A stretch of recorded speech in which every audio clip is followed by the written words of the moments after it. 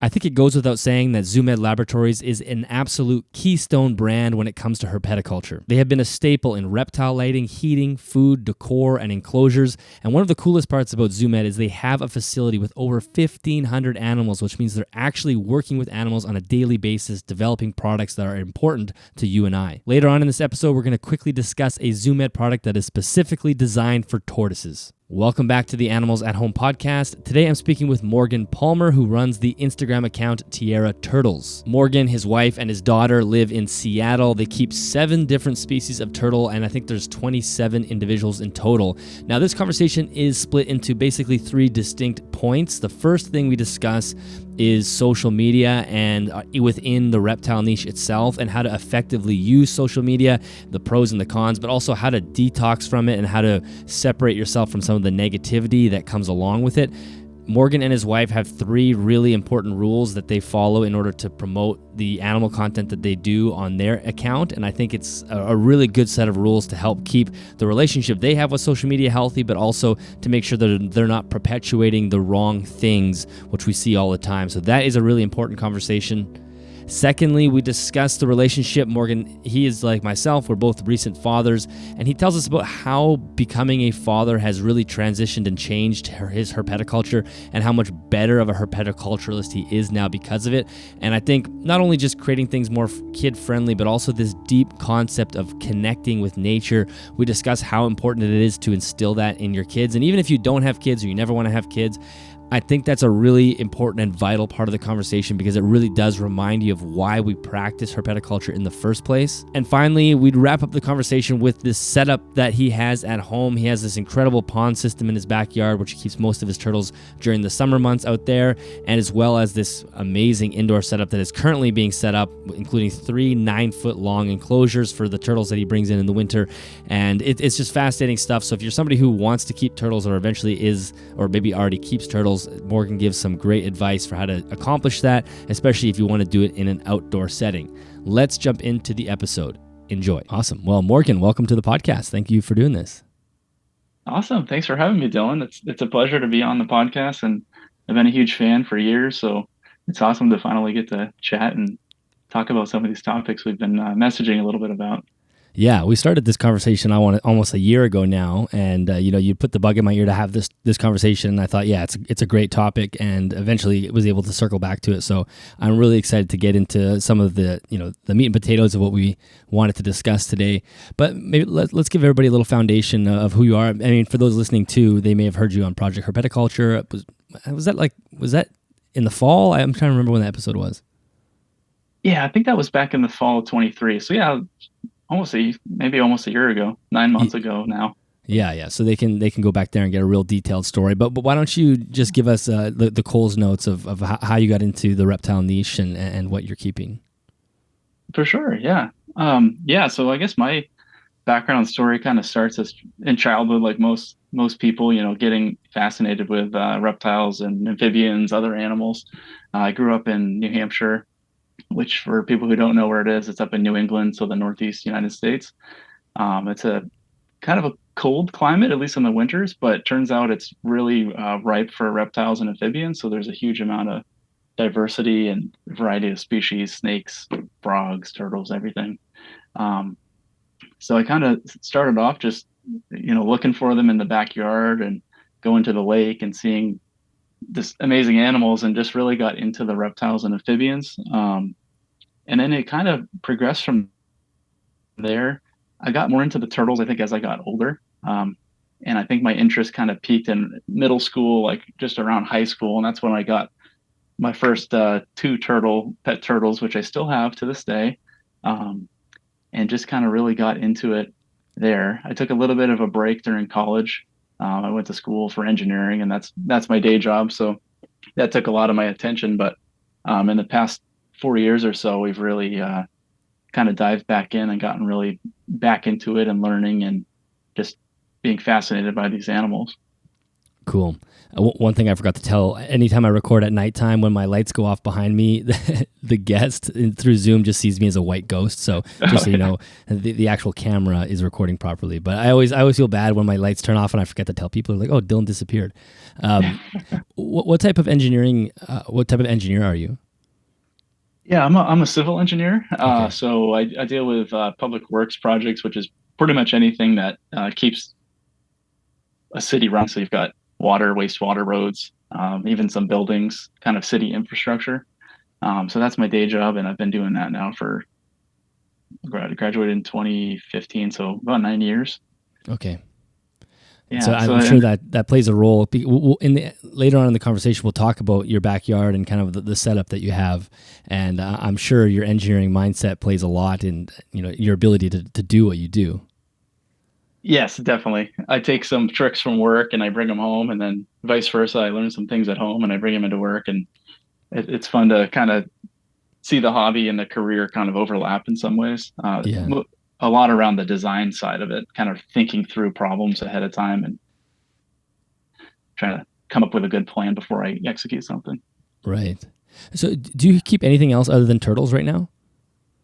Yeah, we have a couple other pets. So we've got about five crested geckos right now that we've started with three, and people know how crested geckos reproduce pretty easily. So we ended up with a few more, which we've really enjoyed. And we also have a lot of fish too. So we've got aquariums and ponds outside that we can definitely talk more about. But primarily we're focused on turtles here. Is there something about turtles that really draws you to keep them? Yeah, that's a great question. I feel like my family wants to know the answer to that too, because I've kind of become obsessed with them. And I think it's common too among what we call turtle people. So the turtle nerds, or the people that just really are fascinated with turtles. It's kind of a exclusive obsession almost. But I think for me, it really started, yeah, like again, back in childhood in New Hampshire, I want to say there's almost 10 species of native turtles. So there's a huge amount of diversity. And, we spent a lot of days on the lakes, kayaking, wading through the mud, and just seeing them basking on rocks. And they were always kind of a elusive animal. Like as soon as they see you, they jump in the water. Mm-hmm.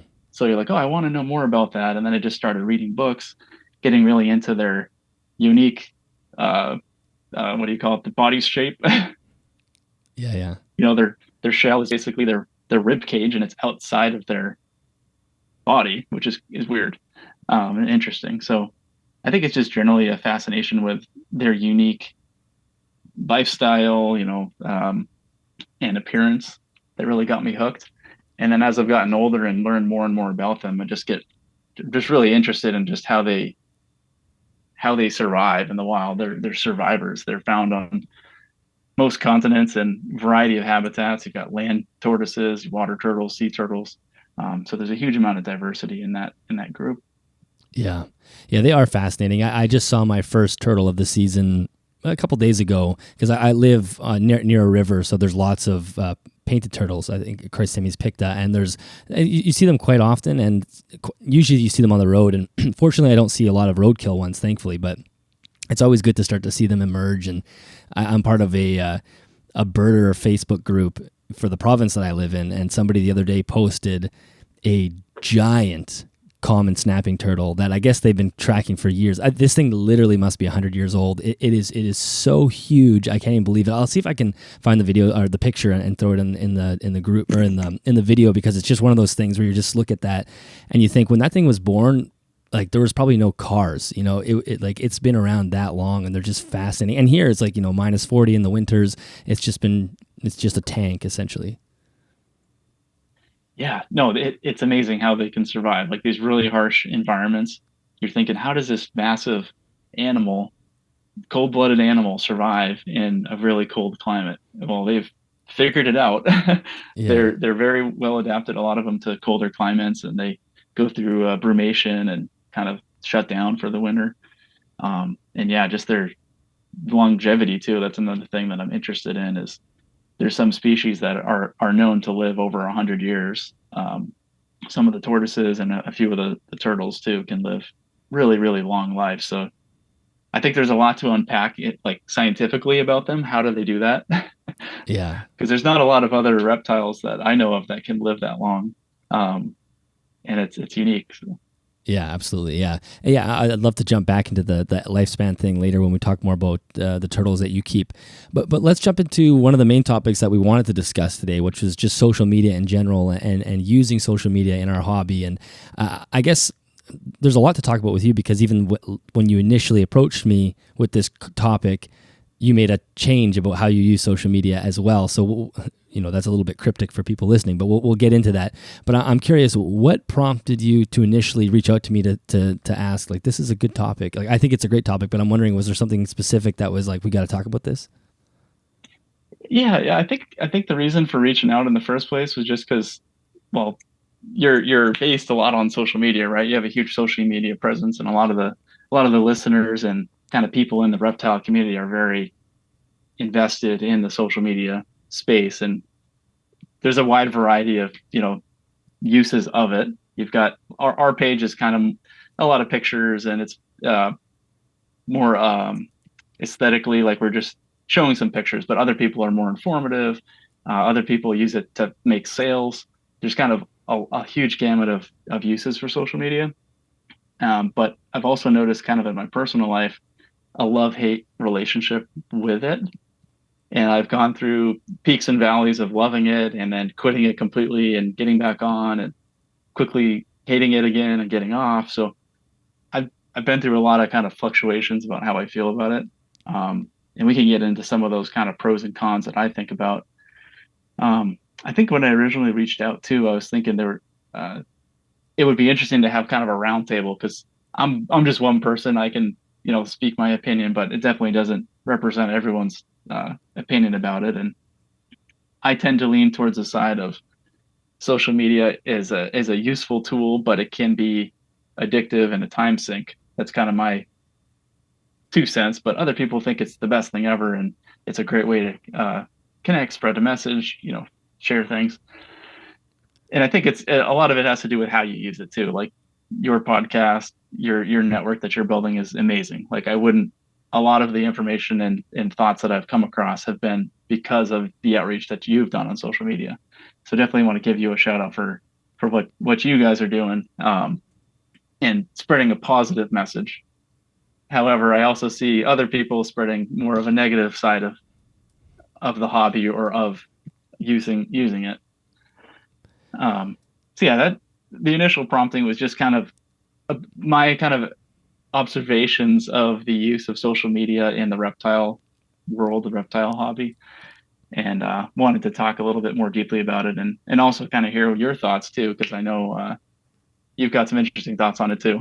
Yeah. Well, I think it's a fascinating thing, especially in our niche, because it is used in many capacities, like you said, and for me, it's a very like business kind of clinical thing. Like once in a while, I'll show my face and talk, but really, for me, it's not something I don't share my personal life online really at all. I mean, if people are really dedicated listeners to the podcast, they'll be able to pick out probably 5 things about my personal life that I'll repeat, like my job. I have a wife and a son, those type of things. But really, you're not going to know much about me personally, and that's just because I'm just not comfortable with that. I'm that's just not how I want to use social media. Now, other people are totally fine with it, but I can 100% relate to the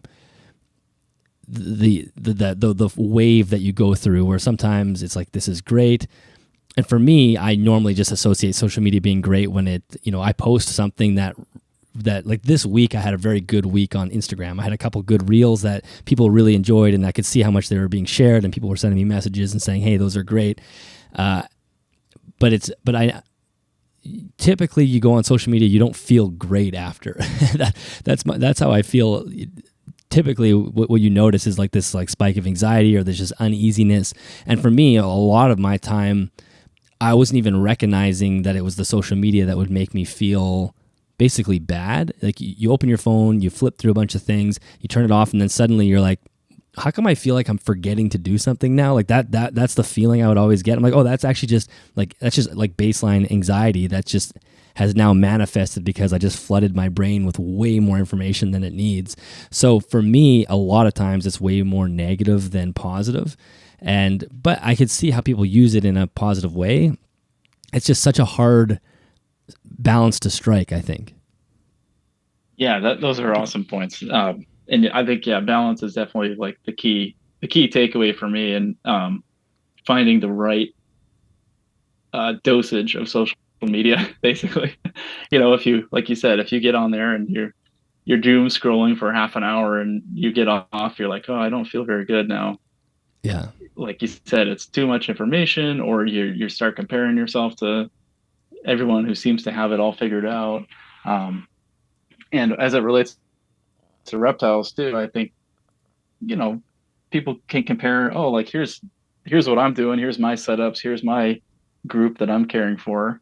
Oh, and then this guy or this girl has this other thing going on, and that's way better than mine, and I can't, live up to that. And kind of that the negativity that comes with comparing yourself to other people who are all on a different journey, a different level of development in their process.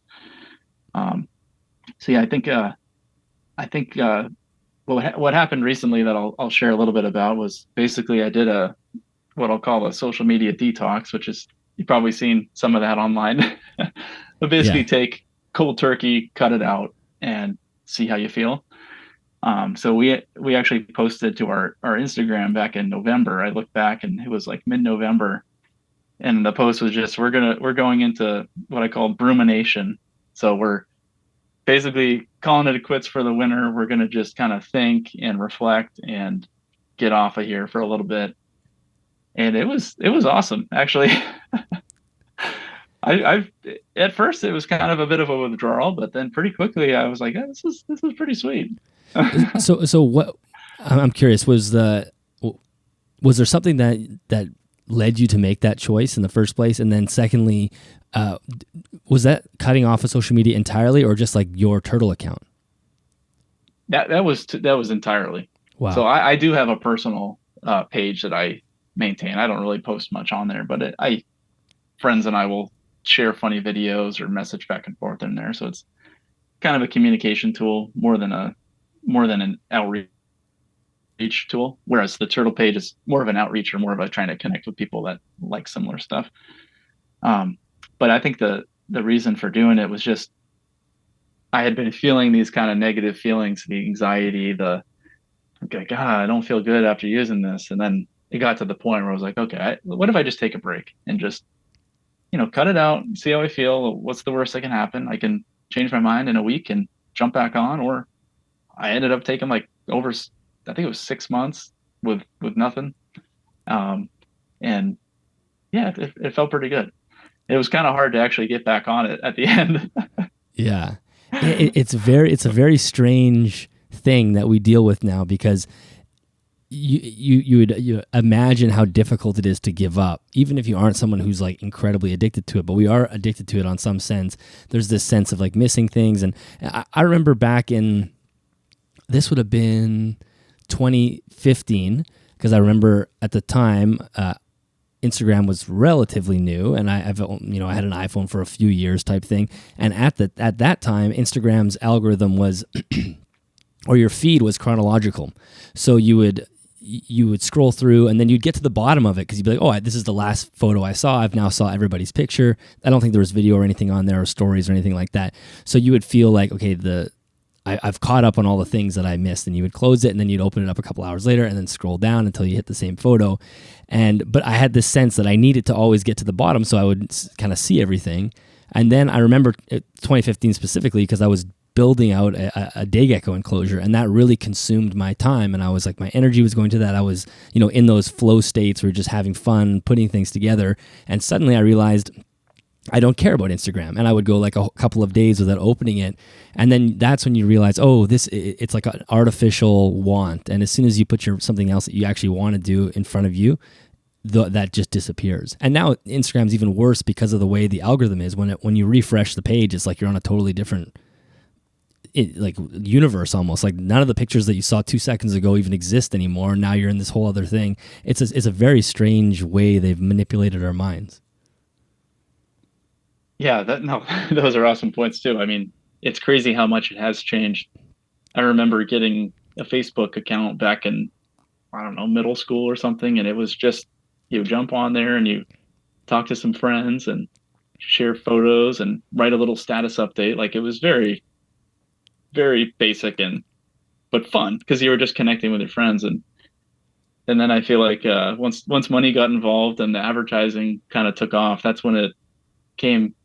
They kind of changed the programming so that now it's trying to maximize user time on there. Yeah. Trying to maximize how long you're on there and incentivize addictive stuff. The short form videos are very addictive. It's easy to just, watch 50 of them in one go without even realizing it. So I think that's what I struggle most with about social media is the addictive part of it.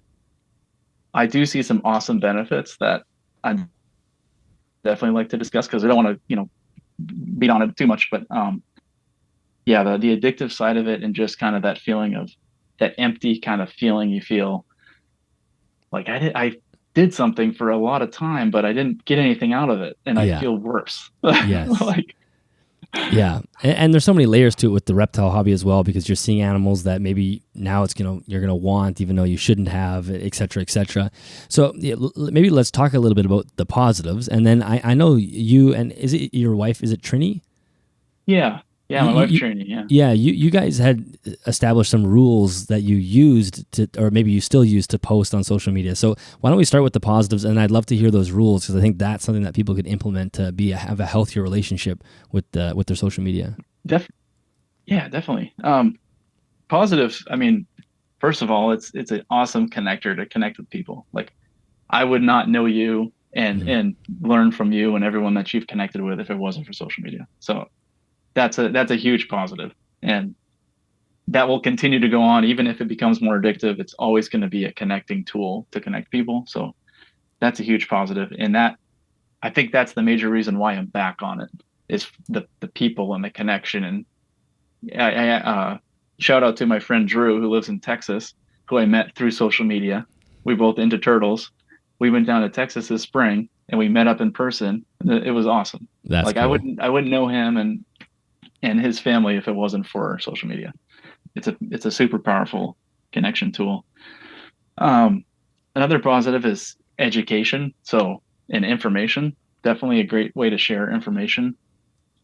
I've learned, an infinite amount of information through social media and through things that people have posted, kind of pique my interest. Oh yeah, that's cool. Like, oh, I wonder if I could apply that to our setups here, or oh, I didn't know that about that species. I should really look into that. Or even information about healthcare or things, how to treat injuries, or you have a sick reptile, like how to treat them.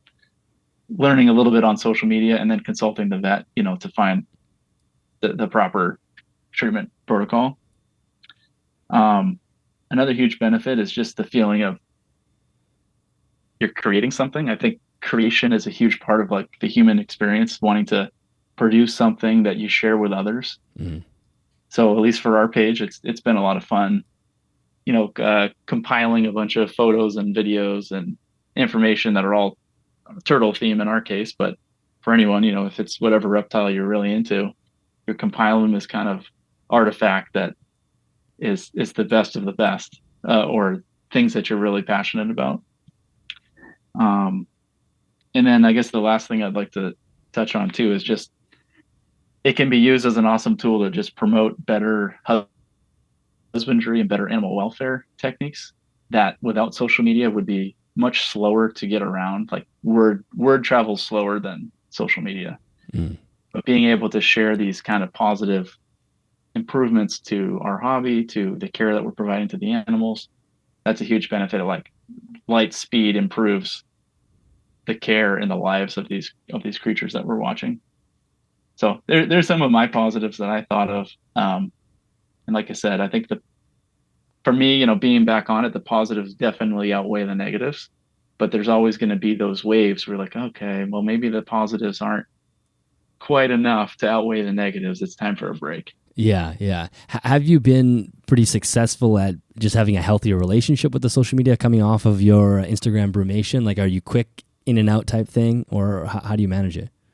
Yeah, no, that's a great question, because that, like I said earlier, balance is the key thing. One tool that I've found to help me balance it is using an app timer on my phone. Yeah. Knowing that I can get drawn into it, I set right now I'm on a 20-minute time for the whole day. And that might sound kind of strict for people, or like, why do you impose these rules? But for me, it really just keeps me on track, and it reminds me, oh, yep, you've had enough dopamine today. Take a break, get outside, do something else. Yeah. So that's the biggest thing. Yeah, I do the same. Well, I have I think it's 30 minutes, and to be fair, a lot of times I'll override it, especially if it's like an episode that I'm releasing and I'm trying to get things published and posted. But it's two things I find interesting about the timer. Sometimes it does work where it shows up and you're like, yeah, okay, I need to turn this off. I don't need to see how that reel ended. Let's just shut it off. But most times I am insanely frustrated when that thing pops up, because you're just like so engrossed in what you're seeing on the screen that the timer pops up and says your time is up, and then you get angry. You're like, no, like go away. And sometimes you override it to see whatever you were watching. But I think it's a really good way to just like put the brakes on and kind of get you back to the real world for a second. And yeah, if you do need to go back in to finish what you were doing, that's one thing. But it can be a really effective way at just like snapping you out of it, basically. Yeah, that timer pops up. You're like, oh, okay. Yeah, somehow you're back into reality. Yeah. The other tool that I would recommend people who, if you're struggling with this, or if you have any feelings similar to me, is throw your phone onto grayscale. Because even if you're on social media, if it's on grayscale, it is not as fun. Something about the colors makes it 10 times more addictive. But if you're in grayscale, you're not going to be as drawn into everything. I don't know scientifically why that is, but it definitely works for me. If the timer is not enough, or if I feel like I want to have more time to do something like that, make a post, if I pop my phone into the gray mode, it's more bland, so I'm less likely to stay in that loop. That's a great tip. I've never heard that before, but that makes a lot of sense. You just got to make it less interesting to look at. Yeah, that kind of works too. Like just generally with your phone. I don't know. I guess it's kind of an offshoot of this conversation, but yeah, just using your phone or being on your phone in other ways too, for longer than you want. If you put it into grayscale, it really just helps me kind of, it's not quite as fun in grayscale. Yeah. So that's a good thing, because you're like, okay, yeah, I should go do something else.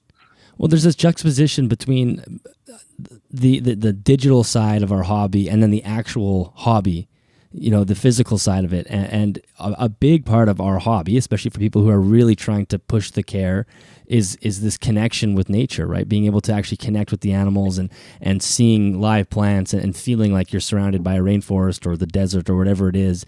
And then when you are experiencing it through the phone, it's like the exact opposite in a way. There's pretty pictures and you see a rainforest, but it's the thing that's the antithesis to why we why we practice herpetoculture, so we can interact with nature that way. And it's easy to get drawn into it, into the digital side, but you have to remind yourself that you have these animals behind you, and you don't need to see someone else's animals. Actually, you have an animal behind you that you can interact with or watch. And that's why we do it, to get away from the kind of the fakeness of the digital world.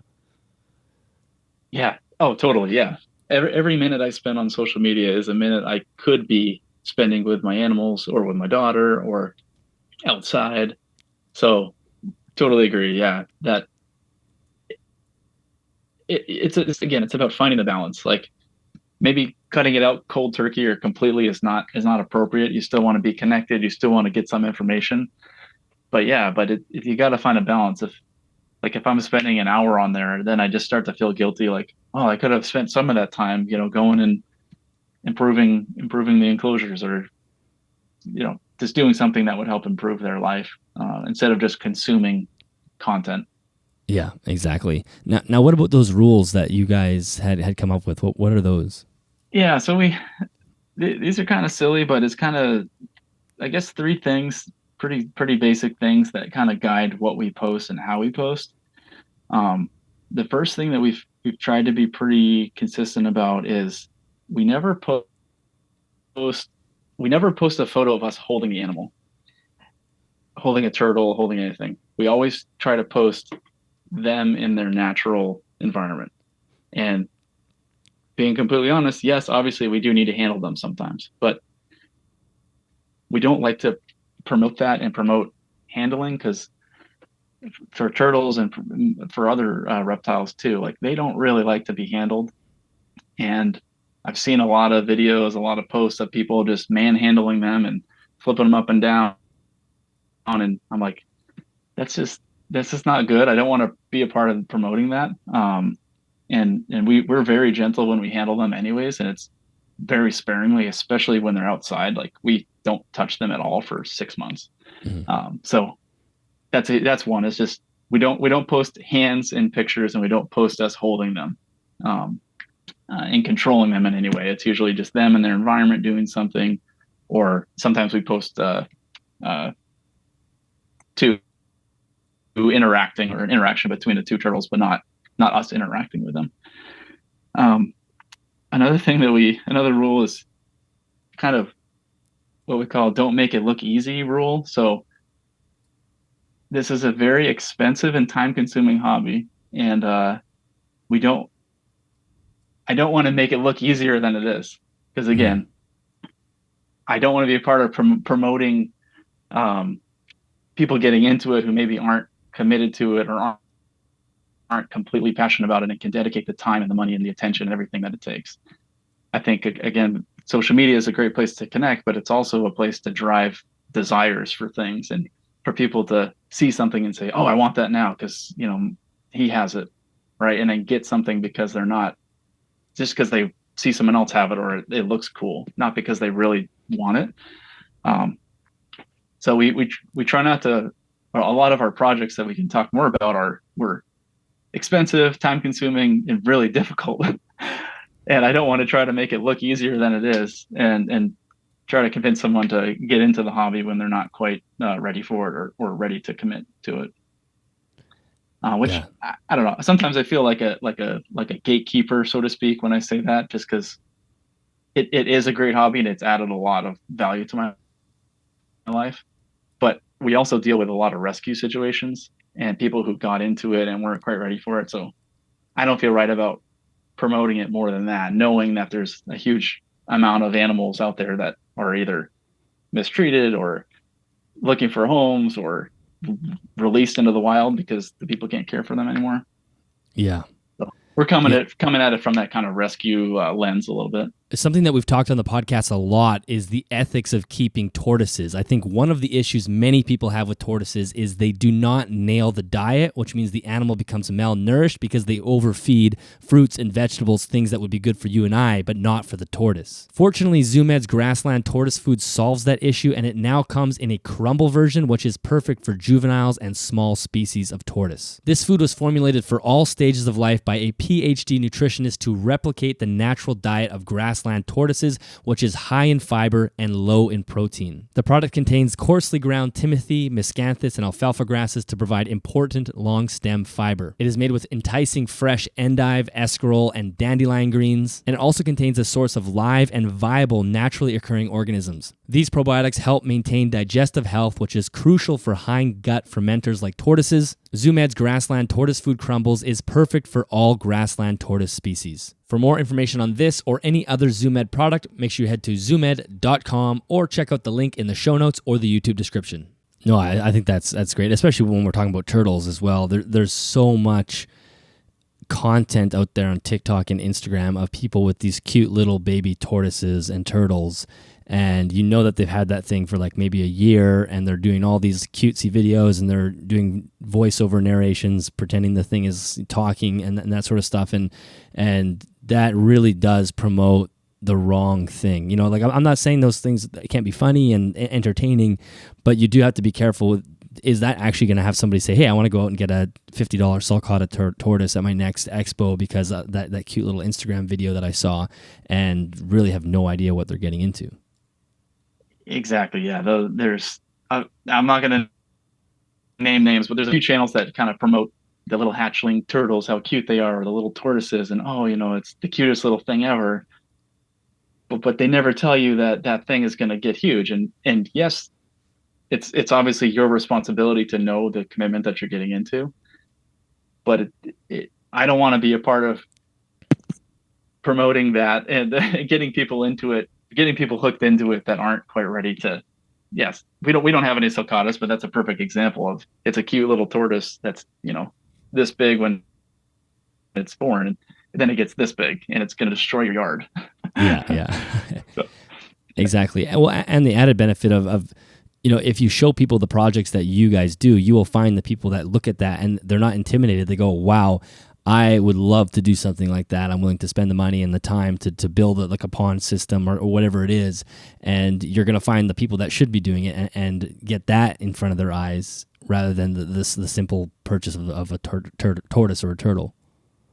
exactly. Yeah. And yeah. And also, we're not in the business of breeding and selling animals at all. So I have no interest in marketing anything that we're doing. It's purely educational and purely informational. And like you said, yeah, we're trying to, we're attracting people that are interested in similar things. We're not mass marketing, or we're not trying to get millions of clicks and views. It's just not something we're interested in. Yeah. And then the third kind of rule is headshots and habitats. So what that means is, a lot of the posts that we do or videos, it'll be from the ground level, and it'll be looking at the turtle, or a couple pictures of geckos I think we posted, but it's always at like eye level, looking at their face, their eyes. And the reason we do that is, well, one, in turtles, there's a common thing where people just post pictures of the shell. So they'll take a picture, it's perfectly perpendicular to the shell overhead. They're beautiful. They've got all the markings. But what that does, in my opinion, is it just drives the market for a commodity of a pretty shell that people want because it's got stripes and dots and spots or whatever. When we take the photos from the perspective of the head, or from the kind of a ground level looking at the animal, we're trying to promote that animal as an individual and an interesting being that's got a unique life and a story and personality and things. So we very much view our animals. They all have names.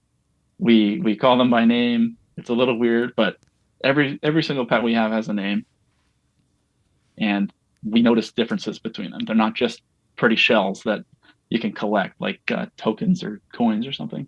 Yeah.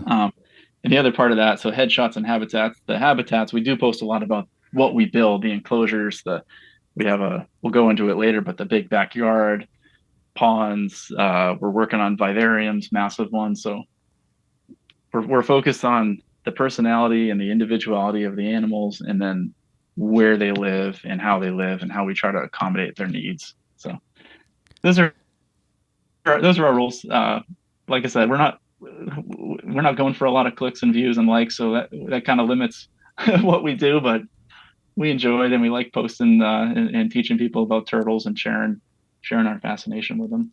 Yeah, I love that. I think those are fantastic rules, and it creates an environment that's going to be a positive influence, and you're less likely to be contributing to some of those negative factors that we talked about at the beginning. So I think that's really good. Well, I think that's kind of rounded out the social media conversation. Is there anything else you wanted to add to that before we move on? Yeah, no, that was great. Yeah, I'm sure some people might think that I'm a little strict, or we have some interesting views on social media, but I would definitely encourage people to just think about how they use it in their life, and maybe you need to take a detox, or maybe it's perfectly balanced and in line in your life, but definitely be willing and willing to be introspective about that, and you might feel better if you're struggling with kind of social media use. And and if anyone has any questions too about social media, I'd love to talk more, because like I said, I have a love-hate relationship, and every day or every week it feels like it changes a little bit. So I Yeah. think a lot about it. I probably shouldn't. I should probably spend more time cleaning my turtle tanks. No, I think it's good. It's a really important conversation to have, especially in our particular niche. So before we jump into your backyard and everything you're doing back there, one other topic that we both wanted to chat about was kids and herpetoculture. And we both are relatively new fathers. You're 15 months in, I'm 25 months in, something like that. And Yeah. I think we both have a perspective shift on just keeping animals in general. So I would love to know how your daughter changed the way you see reptile keeping. Yeah, well, she pretty much totally changed my perspective on reptile keeping and just life in general. Most people kind of feel this way after they have a kid, but I didn't realize it until she was born, and then until a few months after, and just really getting into being a father, how much it totally changes everything. Like I'm still doing a similar job. I'm still, caring for these turtles, but it's just a lot more meaningful now. Thinking about the impact that our life and how we design and do things affects her and will impact her. So that's the biggest thing, is just realizing, my actions don't just affect me anymore, and they don't just affect the turtles, but she's also learning from me, and everything that I do, she's going to pick up. Again, this has been a very introspective year, kind of thinking about how we can, one, adapt our practices to having a kid, making it kid friendly, but then two, just kind of think about what we're doing and how she's going to view that and how she's going to learn her relationship with animals from us. And she's also going to have a very unique upbringing, having so many animals in the house. A lot of our relatives and friends, might have a dog or a cat, but reptiles are still a pretty exotic, not common pet for a lot of people. So, yeah, she's going to have a very unique upbringing. Yeah, and I think that's the way I have seen it as well, is this: you can really instill this respect for nature and for wildlife when you have a child in your home that's surrounded by animals all the time. I mean, because they don't really come in with preconceived notions. Although I will say, even when my son was a brand new baby, he wasn't like everyone says, oh, you learn to have a fear of snakes. Well, I saw my son at like 12 months. He was not comfortable looking at the snakes. Like there was something innate there as far as I can tell. But now he's fine with them. He's interested in them, and he looks at them, and I have some tarantulas and like super worm bin, which he loves looking at all the time. He likes to put leaf litter in there and feed them.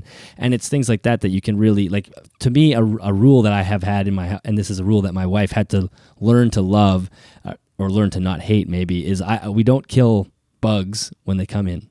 If a bug or an insect, besides mosquitoes, like those things, they're gonna, they're already assaulting me, so you can be killed. But most things, spiders, beetles, those types of, right? Exactly, it's self-defense.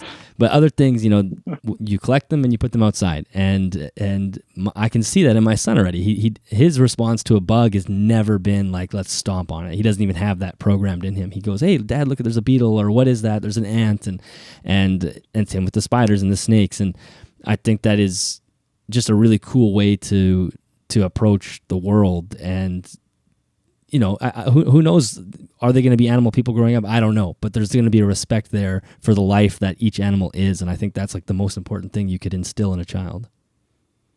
I totally agree. Yeah.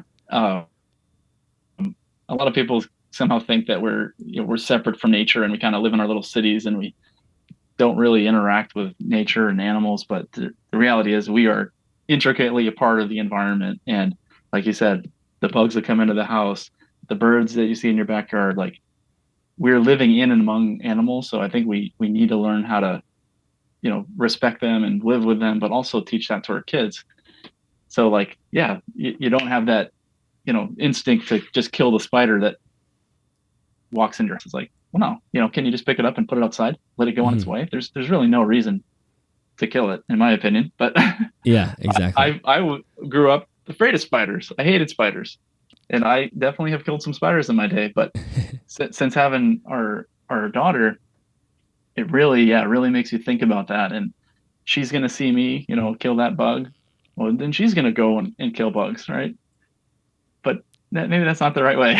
Yeah, exactly. So do you think that herpetoculture or reptile keeping in general does a good job at creating a kid-friendly space, or is it? Because I guess that's a perspective I haven't really thought about yet. My son's too young for this to like be a new reptile keeper. He's just a reptile keeper by virtue of me being one. But I don't even know what it would be like to be a young child wanting to get in. And is it too intimidating? Is it too advanced? What do you think? I don't know. I mean, some of my earliest memories with reptiles were in kid-friendly environments. So I remember back like it's yesterday, and I think it was like kindergarten. We had a traveling reptile show come to our school, and bring in a giant 20-foot albino Burmese or whatever python species it was, giant snake, alligator, turtles. Like I very distinctly remember that experience, and it was very controlled. It was a nice snake. The kids, you're not allowed to touch the gator. That would be probably stupid for little kids, but you get to see them and interact with them. So I think there's people doing that type of interaction. The thing that I've really thought a lot about is, because we have these turtles or these animals in our care, how does that interaction happen day to day? Like, are they just in a box on the shelf and we interact with them every once a week? Or are they actually integrated into our life and we, participate and interact with them every single day? So what we've been trying to do is kind of rethink how we design everything so that we can have that constant interaction, and that she can have these daily touch points with them. Whether it's just watching them, feeding them, watching us do stuff, watching me clean aquariums, or helping with the feeding, helping us gather them up at the end of the night when it's time for bedtime. Like, all these different ways that we kind of incorporate them into our daily lives. Yeah, that's awesome. And how does she feel about the turtles? Is she infatuated by them? Is she interested in them? Yeah, she loves them. I claim to my wife that turtle was her first word, because she, very early on, like probably 6 months old, she said like turtle, but it was like, it was like two T's, ta-ta, but you're like, that's definitely turtle. So she's definitely interested. Last summer she was much younger, but we had one of those little rocking swings, sits on the ground and the baby kind of rocks back and forth. But yeah, we would put her in the shade under the tree, and she would just watch them for hours. Like, just like, oh, this is cool. Like, seeing the plants, seeing the birds, the turtles, the water, trickle of the water. So she's been very interested since very early on, which I'm happy about. Well, and I think that's the power of reptile keeping, and I think that is unique for the types of animals that we keep. Maybe fish, it could be thrown into this, but I think reptiles even more so, because there could be a physical interaction with them as well. It's a very obvious piece of nature for the most part. I mean, if you're looking at a rack of ball pythons, maybe not, but if you're looking at a backyard pond, if you're looking at a vivarium that's live planted, that is the natural world that kid is looking at, and they're associating that with life. And like I said, you layer in insects and feeder insects and other things like that. So there's more than just the animals themselves. Where if you had something like a gerbil, like a gerbil, or like a hamster, is kind of just like a cat. You put the kibble inside its glass bowl, and it doesn't look like nature. It's got a lime green wheel thing that it's spinning around, and I don't even know if a 2-year-old or 3-year-old would connect that with it being a wild animal in a way. But reptile keeping and amphibian keeping does that. It's just part of like the soul of reptile keeping, and I think that is one of the best parts about it. Yeah, 100% agree. We've been able to maintain, or I should say, at least people who keep naturalistically and keep them kind of in that natural environment have been able to maintain that connection to nature. It's not just an animal completely removed in a plastic box with sparkly things that you're connecting it to nature, its natural habitat, its diet. It's a very natural interaction, and then it encourages them to ask more questions, like, oh, why do they eat that? Or, oh, why does it sit under that light for 3 hours a day? That's kind of odd. things that just kind Exactly. of learning about the natural history and how they interact with the world. Yeah. Yeah, I think it'll be fascinating to watch both of our children kind of grow up in that world and see what happens. Like I can't even tell you if my son will say at 8 years old that he wants a snake or that he never wants a snake or a reptile. Like you just don't know. I mean, like my other side of my life is swimming, and I was a fairly good swimmer, and people always ask, do you think your son's going to swim? Like, is he going to want to do that? And I said, I don't know. We'll let him choose. And that's kind of how I feel about reptiles as well. I would never force him to be in on it, but I would love for him to participate in some way because I think it's for me, it's one of the best things. So who knows? But you're starting from day zero. It's probably a good bet that they want to be involved. Yeah, and that's something I have to remind myself pretty regularly. It's kind of a mantra, but I'm just like, this is my hobby. Like she didn't ask to be put into the situation, right? Exactly. She's observing it as a newbie into the group, but she's not, it's not her responsibility, even if she's older and a teenager. Like I can't make her do I can't make her do chores because this is my hobby, right? you know, it's an extra thing that I enjoy and my wife has come to enjoy too. And just keeping that perspective in mind that she can participate and interact with it, but I don't want to ever make her feel like she's forced to take care of them because for whatever reason. Yeah, exactly. Yeah, it has to be willing from their part, and time will tell as far as that goes. Yeah. Well, why don't we wrap up talking about what you're doing at home? Like, we've alluded to these projects that you have going on, and I'll include maybe some photos of your backyard in this conversation because it's pretty wild. But why don't you have an outdoor setup for your animals and clearly an indoor setup as well during the wintertime. So why don't you just tell us the species that you're keeping and kind of we can go from there.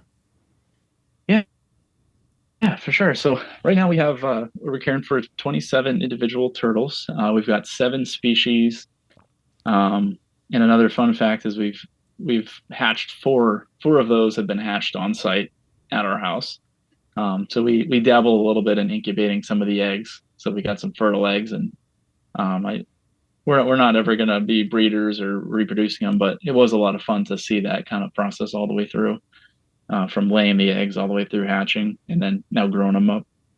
But yeah, the 7 species we've got a couple of species of box turtles, which are Eastern Central North American turtles. They're unique. They have a hinge on the bottom so they can close up like a box. We also care for a couple wood turtles, which are from the Costa Rica, Central America range.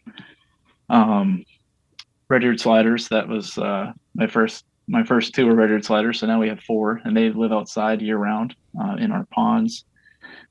And then we also have a couple other aquatic species that some diamondback terrapins and then some sawbacks, which are map turtles found in the southeast United States. So we've got it's kind of a grab bag of different species that we've taken in over the years, but a lot of the individuals we have, I would say probably over 70% of them were rescue type situations where the owners couldn't care for them anymore, and we offered to take them in. So we haven't really been big in buying from breeders or doing anything like that. We've found enough of them locally that needed homes that we try to fill that niche when we can. Yeah, that makes sense. And obviously the sliders are always the kind of the problem species in our hobby, or one of them anyway, as far as ending up in the wrong hands. So it's nice to finally hear about some in the right hands. Yeah, no, thanks. Yeah, they get a kind of a bad rap because, really now they're kind of found all over the world. Just the pet trades distributed them to every continent pretty much except for Antarctica, and people realize they get pretty big. They can get up to a foot long, maybe a little bit bigger in some cases, and that's not really. They're not a good pet for indoors. Yeah. So, but we've had a lot of success outside. They really love being outside and natural sunlight, and they sleep through the winter at the bottom of the pond. And I think I would classify them as an outdoor species. Not great. How cold can they handle it in the winter? I mean, you guys get snow and below 0 or below 32. Yeah, no, they can handle it pretty good.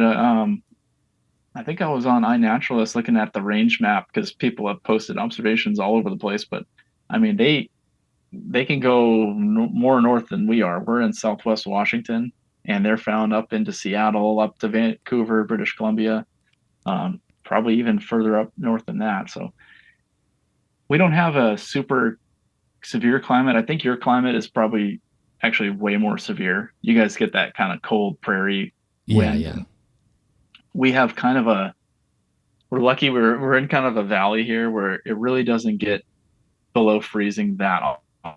Yeah, so they're able to manage the climate here pretty well. They go to the bottom of the pond and basically sleep the winter away. Pretty long time. They'll usually go down in like late October, and they'll resurface occasionally in the winter if we get like a 60-degree day. But they're not really up and at it again until April or May. So it's about 6 months of sleeping. It's a That's very long crazy. nap. Yeah. Yeah, yeah. That's amazing. So let's talk about maybe we'll start with the indoor setups because in the wintertime you bring everything in except for the sliders. How are you managing that many inside? And then we'll talk about what you've done outside. Yeah, so we've been able to manage it indoors over the years, but we're actually kind of rebuilding things, which kind of goes back to the kid-friendly herpetoculture idea. So because we want her to interact with them, we really want front observation enclosures. For a while, we had top-down viewing where we made a massive 4 foot by 8 foot, like 32 square foot tortoise table, like an open box basically, and put a bunch of substrate and leaf litter and bark and everything for them to hide. But it was 3 feet off the ground, so there's no way she could possibly see that. So right now we're actually working on building a stack. We ended up going with the Toad Ranch style enclosures. Yeah. But we're building a stack it's 9 feet long, 30 inches deep, front to back, and then each enclosure is 2 feet high. So we've got 3 of those. Wow. I think I did the math. I think we're going to have about 70 square feet of space when we're done.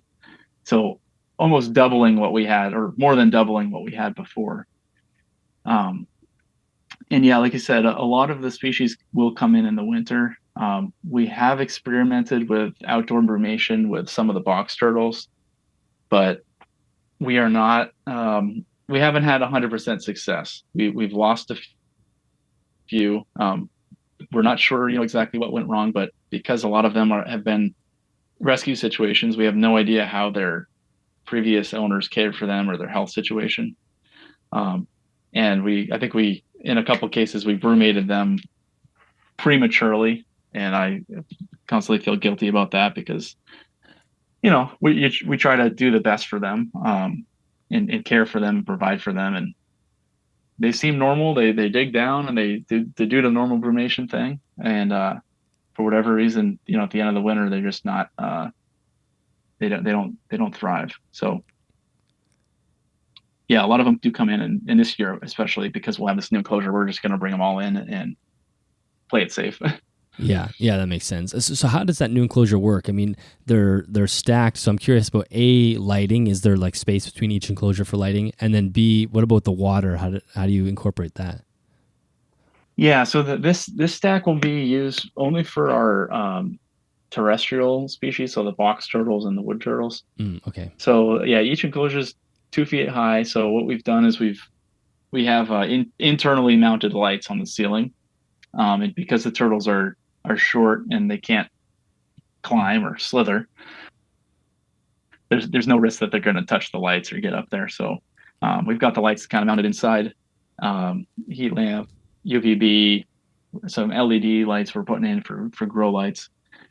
And then we also went through the process of adding ventilation. So we've got some fans that we can kick on. They're all going to be on smart timers and smart plugs, so we can set them on a schedule and completely flush out the air. That was a big concern kind of moving towards the closed chamber style enclosure, was having this kind of stagnant, moist, forest-like environment with no ventilation. There are ventilation holes on the back, but no active ventilation. So we added those fans to provide that active ventilation. Yeah, so that kind of for the wood turtles, I think the box turtles maybe are a little dry. Like when I think of like something like a Spangler eye, anybody that I know that keeps them, like the substrate is like soaked, like it's just a wet. Is that how you keep a wood turtle as well? Yeah, so we try to keep the substrate pretty wet, especially down at the bottom, so because they do love to dig down. With the wood turtles, actually, they're more semi-aquatic, in my observation, than the box turtles. The box turtles are partially aquatic, mostly terrestrial, but the wood turtles are kind of 50-50. So we'll actually have a giant tub water area for them in there that they can swim in Gotcha. addition to kind of some moist substrate. Huge tip for keeping substrate moist is just having that layer of leaf litter on top. I know like a lot of people buy like the cocoa fiber, cocoa husk, but if there's nothing on top, it just dries out so fast. Yeah. And you need to have something to trap the moisture in. But yeah, and another thing or another reason why we picked the toad ranch style was the way they assemble their enclosures. It's a very, very tight corner and joint bond. And then we run a seam of that adhesive silicone type material along all the bottom seams and up the sides almost all the way so that we can spray the heck out of it and not be worried about leaks. And yeah, that makes sense. Yeah. Well, so that'll be ready for this fall. Yeah, we're putting the finishing touches on it now, and we're definitely excited to share. Reached some challenges kind of with setting it up. Like it was 2 weeks ago, we realized, oh shoot, our electric, how we're going to power everything isn't going to work. We built the enclosure to fit perfectly in this little nook in our basement, and there just wasn't enough room for the power cords on the sides. So we ended up having to actually run a new outlet up to the top, so everything's going to be mounted at the top. And it's going to be way more user friendly to reach the plugs and get everything. But stuff like that you come across on these projects, you're like, oh, didn't think that through. Need to kind of go back to the drawing board. So you have 3 of them. Are you like how many wood turtles, how many box turtles will go in each one? And I assume you're not mixing them. Is there a third species as well, or do you just have enough box turtles to use 2 of them basically, or wood turtles? Yeah, we have enough box turtles. So the problem with the box turtles is we've got several males, and we've learned that they can be very aggressive towards each other. So yeah, basically, the top 2 levels will be for the box turtle, and but we actually have two males currently. So one will have the top, and the bottom will be the other one. The wood turtles, we only have 2 wood turtles, so they're going to be in a bit of a mansion with a 9-foot enclosure. We might, in the future, they're kind of a common, or we commonly see them up for rehoming adoption. So there's a chance we might take in a couple more in the future, but for now, they're just going to have a 9-foot by 2.5-foot huge area. That's awesome. And then the other turtles that are more aquatic, you obviously have aquariums set up for them. Yeah, so they live in aquariums. Right now I did the math. We have it's a little over 200 gallons of aquariums in that room also. So it's very humid, if you can I imagine. can imagine. Yeah. So, but do you tear them down for the summertime? There's no water in them. Do you completely empty, or do you let them run? we let them run. We've got them hooked up with some filters that keep them running, and I kind of alluded to, but we've got some fish too. So the fish, more tropical type fish that don't do great outside. So we leave the fish in, and we'll put the turtles outside for the summer. The sawbacks and the diamondbacks have their own pond, and then the sliders will go to their own pond. But yeah, after we get the Toad Ranch enclosure set up, we're gonna turn to the aquariums and kind of finish those off. We're really going for an aesthetic and kind of clean look. Like, again, going back to the kids, like, how kids can find cords and they can find things and eat them and do weird things. So we want it to be like completely like closed off. There's no way she could get into a power strip, or there's no way she could unplug a filter hose, or basically just like little viewing boxes with a slice of nature inside. And all the utilities and all the mechanical stuff is out of sight and untouchable. Mm. Yeah, that's really smart. You'll definitely need that with a 2-year-old running around. Yeah. So let's move outside. Tell us about your backyard. I mean, you have quite a setup out there. So how does it function, and what is it basically? Yeah. So we live on it's a quarter acre, typical kind of suburban lot, like a lot of people have. So we don't have a ton of space in the backyard, but we had some areas that were overgrown with like some invasive ivy vines. And during COVID, actually in 2020, my wife and I were working from home, and I'm looking at that area and I'm like, that's a real pain to maintain. Like, is there any way we could like put a pond in there? Thinking that would be less maintenance, but I was totally wrong. But we're like, oh, they would fit perfectly there. So I started cleaning that area up and researching how to build ponds on YouTube. And yeah, eventually we actually have two in-ground ponds, and each of them has multiple levels. So we've got a lower level and upper level where the water actually flows down like a waterfall stream and then recirculates. And we have around those, we've got them all fenced in so that our land turtles can live in that enclosure too. We have about 800 square feet right now of enclosures, and I'm working on adding another like 200 feet on the other side in the future, not this year, probably next year. But we really try to we're maximizing the space that they have while still keeping the human areas too and making it interactive. And it's something when we have friends over for birthday parties and stuff, if everyone wants to go in the backyard and like look over the deck and like see the ponds and, oh, look at the fit, we've got goldfish in there and the turtles, and it's just a fun kind of little mini zoo exhibit in our backyard. So how much work was that to set up and balance? Like, I'm sure someone goes into your backyard now, it's this pristine thing, it looks great, but there's some steps between putting the shovel in the ground at first and getting to where you are now. Yes, definitely, and a lot of manual labor too. So my first step though was just learning about how to build a pond. So I went on YouTube. I came across a company called Aquascape. They've done, yeah, you've probably seen them. They've done ponds for Camp Kennan and a bunch of other YouTuber people in the reptile world. I think that's actually how I originally got exposed to them, was one of Camp Kennan's videos. So shout out to him. But just watching their videos, their process, they have a kit basically you can buy that has all the pieces. You've got a pump, the liner, there's an underlayment to protect the liner from rocks and sticks. And then how you finish it is kind of up to you. So like what I did, because I was cheap and also we had the resources, is we had a bunch of piles of random like rocks around the yard. So I just used those in the pond and then used that to build the interior of the pond. But moving back a couple steps, so once I watched a couple of YouTube videos, felt pretty comfortable about it. Like I said, I'm a civil engineer during the day, so I like to use like computer drafting tools and pencil, paper, and like sketch it out. So I was measuring things and saying, oh, how big of a thing can I fit here? And oh, but there was a tree stump right in the way, so I had to build it around the tree stump. So working through those kind of problems on paper, figuring out how many materials I needed. I need such and such size liner. I think it was like 20 feet by 12 feet or something like that. And then ordering all the pieces to go with it. And then really the hardest part was building it.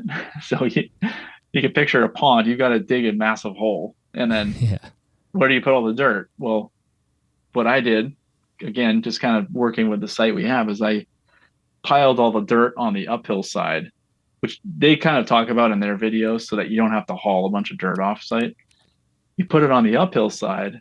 Now you create a higher elevation that now you can create a waterfall, which will flow down in. So it worked out pretty good. And yeah, now you can't really see the liner. You can't really see the pump. It's very well hidden. The water is like crystal clear. Like you can see all the way to the bottom.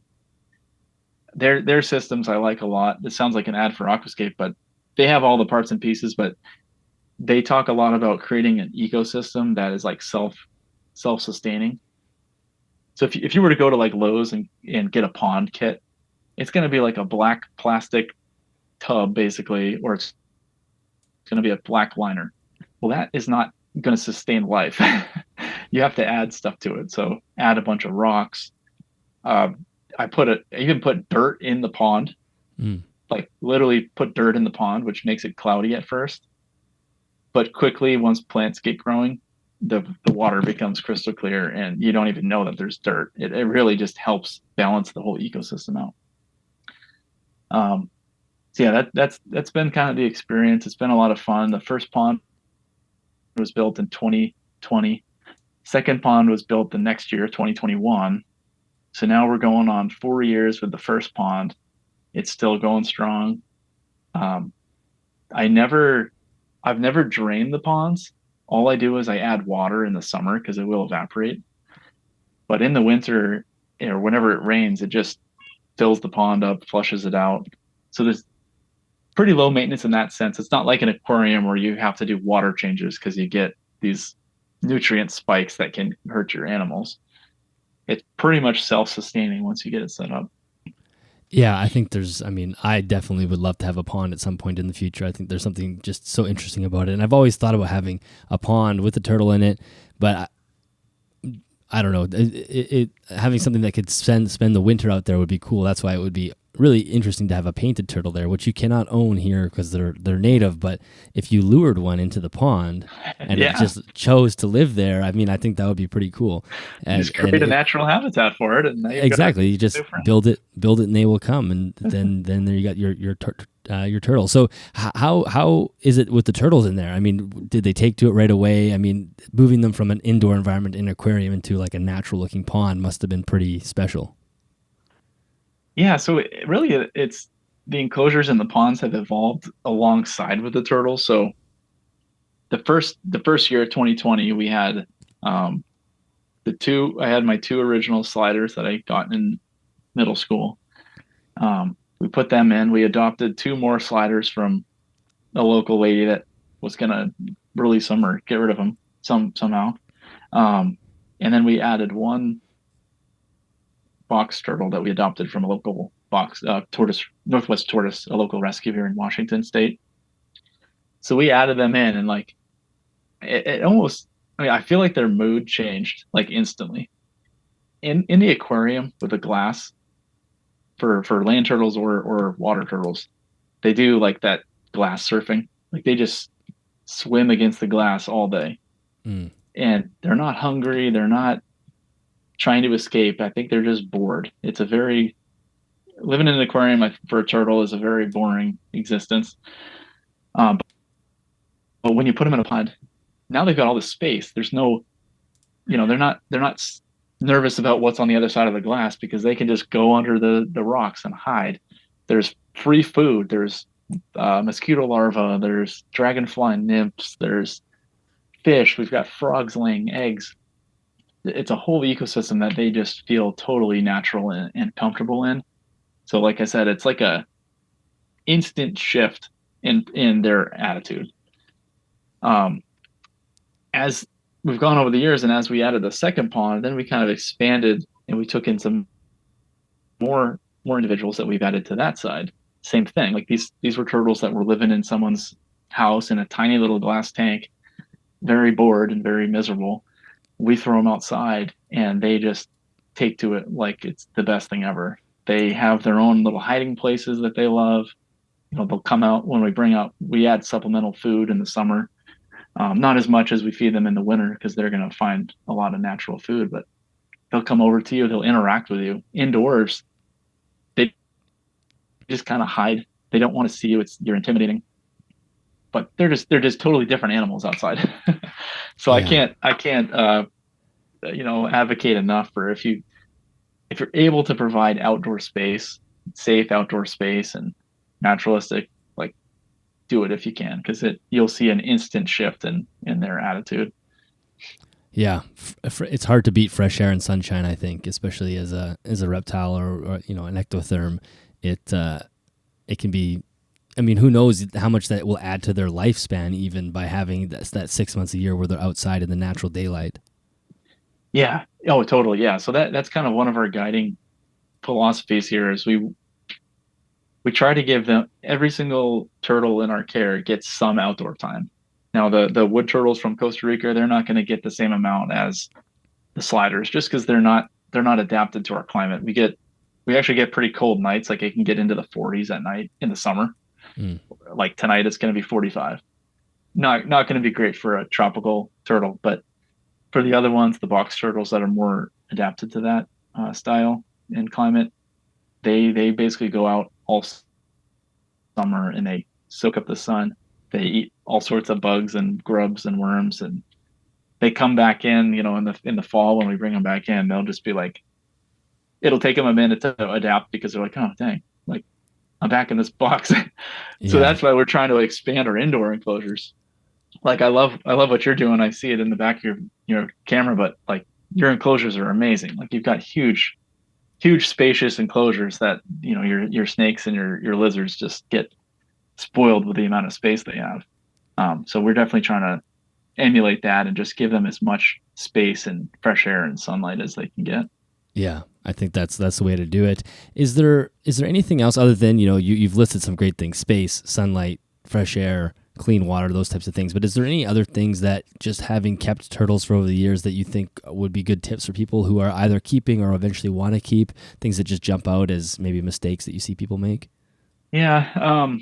Well, I'll speak for myself for mistakes we've made. And maybe people can learn from this, but one of them is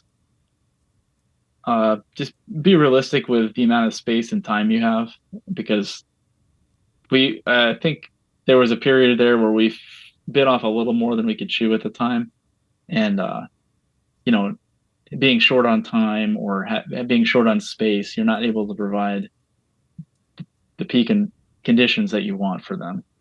And that applies really to any reptile too. Like, just don't try to be realistic with what you can handle, and don't just take things in because you think, oh, I want this. Like, be realistic with what you can actually handle.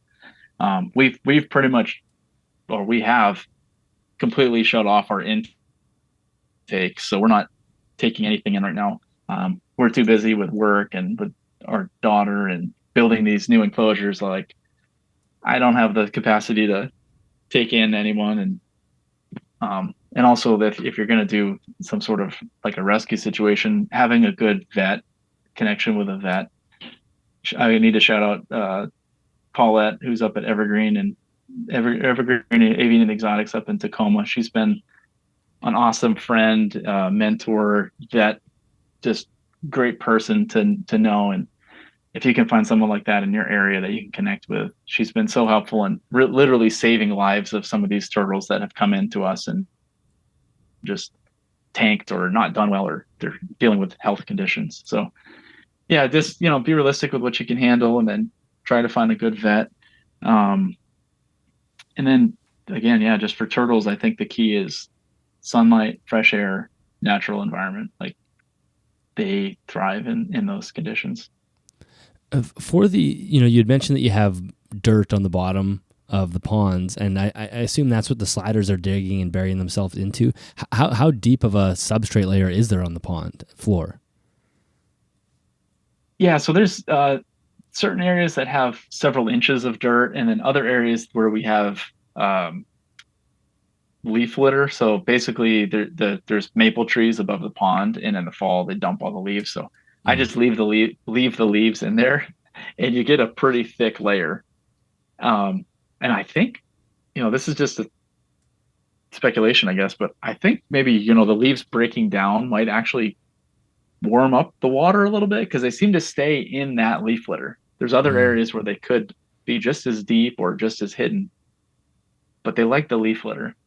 So something about just the feel of it, or maybe I'm crazy. Maybe there's no heat generated, but the leaves do break down in the water, and they seem to love sleeping in there. Interesting. Yeah, that's cool. What about there was something else I was going to say. It'll come back to me, but I have another question as well. We had mentioned early on about lifespan. These are animals that live quite long. How do you reconcile that in any way? Do you spend time dwelling on it, the fact that these animals will live quite a while? Yeah, no, that's That's a very good question too. That's something that I think about, and I feel like I should think about more, um, especially now. Again, with a daughter, and thinking to the future, like someday I'm not going to be here, and I don't want to just dump them on her to take care of. So thinking through that process of who's going to care for them, because there's a good chance they will outlive me. Especially some of the box turtles that we've hatched. Like I said, they can live over 100 years. Like there's some that have lived, or we believe that are over 150 years old. This small little box turtle. So they're gonna lap me and the next generation. Yeah. So they're gonna live through multiple generations. So thinking that through, we haven't worked out all the details yet about that, about what the plan is for them. Um, but I do think about it, and I think it's important for everyone who has long-lived animals, or really any animal, just think about that, and what would happen, if you needed to find them a new home. Yeah. Yeah, absolutely. It's something that the other day I actually had print because a listener or a Patreon member I had mentioned on a podcast a couple episodes ago actually passed away. His name is Dirk, and he was a close friend of mine. We became close because of the podcast. He was a supporter of it, and he was very good about planning. He was only in his 60s, but he had kind of already planned out like what would happen if if he passed away, and he actually had me. I don't know if you'd want me to share this, but he actually had me in his will for 2 animals that he had. And he never ended up receiving those animals in the first place, so they didn't end up with me. But he had everything planned out as far as like where things would go, and if he were to pass away, the animals would get shipped. And in fact, he did pass away, and so animals ended up where they needed to go. But I did the other day, I had printed, because of that whole thing, I at least printed some numbers and names of people for my wife. I'm like, if anything happens to me, like these are the people that are local that will help. It's a start. It's not a great plan for like this, but at least someone could be here and take them or do something with them, because you don't want to leave that with somebody in that situation. Yeah, we heard I'll share a kind of a, I don't know, it's just a sad story, but similar situation that our vet was telling us about, that an older gentleman passed away, and his son ended up taking in 2 turtles, but didn't have proper information or didn't research what they need. Well, 20 years later, those turtles are still alive, but they're like completely deformed, completely unhealthy, and that's a testament to their survivorship, but also like they deserve better than that. So having a plan as someone that is qualified and can actually care for them, will give you a peace of mind to know that they will be in good hands, and that they'll continue to thrive and um, not be an afterthought, or just not be cared about after you're gone. Yeah, absolutely. Well, Yeah. Morgan, we've covered a lot here. Is there anything that we didn't mention today that you wanted to make sure we talk about before we wrap up? Well, I should have done this earlier, but I definitely need to shout out to my wife, Trini, because she's amazing, and she's so supportive of this hobby, and we are partners in this, and she is crucial to our operation here at Tierra Turtles. Her unofficial title is our animal welfare specialist, so she handles all the vet interactions and the health care, and she does. If we ever have a sick turtle, she gives them shots, or gives them medicine, and so she really cares a lot for them and does an awesome job. Just we support each other totally in this hobby, so I wouldn't be doing it without her, and then also, yeah, just my daughter, who, like I said, has totally changed my perspective on it, and just I think helped make me an even better keeper, better caretaker.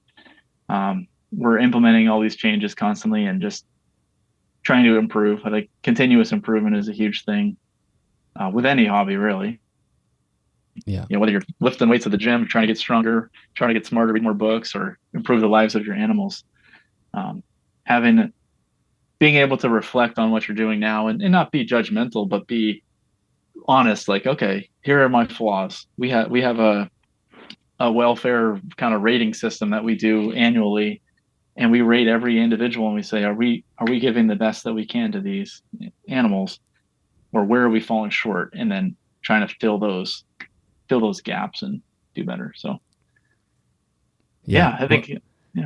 I think that's awesome. I mean, I think having a supportive family is huge, and I think even the way your daughter has transformed the way you look at herpetoculture, and then you're able to bring that to the podcast, and people can learn from that. Whether or not you have kids, it doesn't matter, because it translates across all of that as far as, being better with the care and just having that connection with nature, like we talked about, and sort of reminding us why we get into keeping animals in the first place. So I think that's fantastic. Can you tell everybody where they can find you online, even if you're in Brumation on Instagram, or I think people will want to go follow you? Yeah, so we are out of Brumation now, so we're back on a couple weeks ago, I think. But you can find us. We're on Instagram. It's at Tierra Turtles. That's our handle, and we're definitely always welcome people to message us and just chat about these amazing creatures that we're obsessed with. Probably spend a lot of time thinking about these animals, and it's fun to just talk with other people like you, Dylan, or Roy and Phil on the Project Herp podcast, but people who are just so passionate about it and really trying to spread improvements to animal care and improvements to our hobby. Yeah. Well, I think that is very well said, and that's a perfect way to wrap up. So, Morgan, thank you so much for coming on the podcast and bringing these topics to us today, and we'll have to do another one in the future at some point, because I think there's probably more updates down the road that we'll have to get to. Yes, I would love to do that. And yeah, thank you so much, Dylan, for having me on. I appreciate it. All right, that is the end of that episode. Morgan, thank you so much for joining me on the podcast. I had a blast chatting with you. I think all three of those topics were crucially important, especially the first two. Social media is such a love or hate relationship, like we talked about, and I think having some guidance in how to navigate that world properly, I think, is really important. So anyway, thank you for that. And I love the section about kids. Obviously, it's very relatable to me. Listeners, thank you so much for listening. I hope you enjoyed this episode as well. Let us know, how do you feel about reptile social media? Is it something that you find very positive? Are you kind of like us, where sometimes it's good, sometimes it's bad? I'd love to hear your thoughts. You can either put those on Spotify or in the comments on YouTube, or comment on any social media posts as well. Please share the episode if you enjoyed it. If you'd like to support the show financially, you can do that at patreon.com/animals at home. You can also check out custom reptile habitats in the show notes or the YouTube description. That is an affiliate link, so if you do click and make a purchase, a commission will come back to me at no extra cost to you, and of course that helps me support the show. A big thank you to Liam over at Reptiles and Research for editing the podcast, and I think that is the end of this one. I will catch you all in the next episode.